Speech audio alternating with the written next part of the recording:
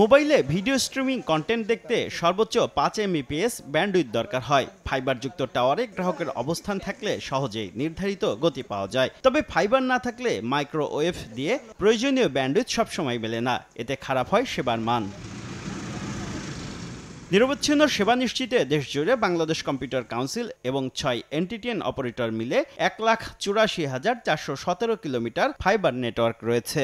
এর বাইরেও মোবাইল অপারেটরদের নিজস্ব নেটওয়ার্ক রয়েছে 8,221 কিলোমিটার। বর্তমানে টেলিযোগাযোগ খাতে সংস্কারের উদ্যোগ নিয়েছে সরকার। বিটিআরসির খসড়া আইনে মোবাইল অপারেটরদের শুধু ভয়েস কল ও ইন্টারনেট সেবা দিতে পারবে, আর ব্যান্ডউইথ সঞ্চালনে ফাইবার সেবা দিবে লাইসেন্সধারী NTTN company.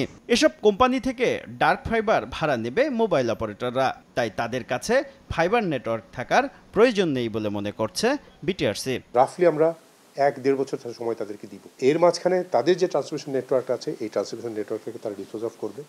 And there after mobile অপারেটররা কোনো ট্রান্সমিশন নেটওয়ার্ক ওন করবে না। ট্রান্সমিশন নেটওয়ার্ক দেবে হচ্ছে এনটিটিএন। নিয়ন্ত্রক সংস্থার এই সিদ্ধান্তকে স্বাগত জানিয়েছে সামিট এবং ফাইবার অ্যাট হোম। মোবাইল অপারেটররা চাইলে নেটওয়ার্ক অধিগ্রহণে প্রস্তুত রয়েছে ফাইবার অ্যাট হোম। আমি ইনফ্রাস্ট্রাকচার গাইড অনুসারে যে তাদের লিজ ফাইবার বা যে কোনো জিনিস এনটিটিএনকে দিতে পারে, সেটা গাইডলাইনে 4.8-এ 4.B-তে বলাই আছে। মোবাইল অপারেটররা বলছে, বেসরকারি বিদেশি বিনিয়োগ সুরক্ষা ও উৎসাহিতকরণ আইন 1980 এর বিভিন্ন ধারা বলে বিনিয়োগকৃত অবকাঠামো বাজেয়াপ্ত বা গুটিয়ে নেয়ার সুযোগ নেই।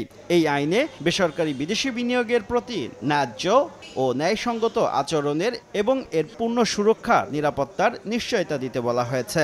আইনগত কিছু জটিলতাও আছে ফরেন ইনভেস্টরদের ক্ষেত্রে, সেটা কিভাবে ইম্প্যাক্টেড হবে এটাও একটু দেখার বিষয় আছে। তারপরে আমরা মনে করি যে এরকম একটা রেজিম হওয়া উচিত, আমরা নিজেরাও পারবো, অন্যদের থেকে নিতে পারবো।